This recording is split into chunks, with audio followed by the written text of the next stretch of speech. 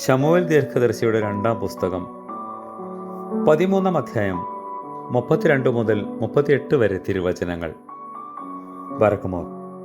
എന്നാൽ ദാവീദിന്റെ ജ്യേഷ്ഠനായ ശിമെയയുടെ മകനായ യോനാദാബ് പറഞ്ഞത്, അവർ രാജകുമാരന്മാരായ യുവാക്കളെ എല്ലാം കൊന്നുകളഞ്ഞു എന്ന് യജമാനൻ വിചാരിക്കരുത്. അമ്നോൻ മാത്രമേ മരിച്ചിട്ടുള്ളൂ. തൻ്റെ സഹോദരിയായ താമാറിനെ അവൻ അപമാനിച്ച നാൾ മുതൽ അബ്ശാലോമിന്റെ മുഖത്ത് ഈ നിശ്ചയം കാണാമായിരുന്നു. ആകയാൽ രാജകുമാരന്മാരെല്ലാം മരിച്ചുപോയി എന്നുള്ള വാർത്ത യജമാനനായ രാജാവ് ഗണ്യമാക്കരുതേ. അമ്നോൻ മാത്രമേ മരിച്ചിട്ടുള്ളൂ. അബ്ശാലോം ഓടിപ്പോയി. കാവൽ നിന്നിരുന്ന ഭൃത്യൻ തല ഉയർത്തി നോക്കിയപ്പോൾ വളരെ ജനം അവന്റെ പിമ്പിലുള്ള മലഞ്ചെരിവ് വഴിയായി വരുന്നത് കണ്ടു.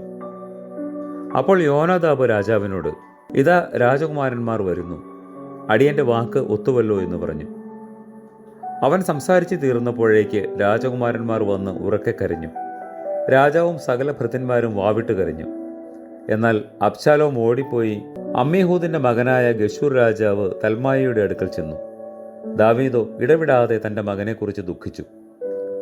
ഇങ്ങനെ അബ്ശാലോം ഗശൂരിലേക്ക് ഓടിപ്പോയി 3 സംവത്സരം അവിടെ താമസിച്ചു.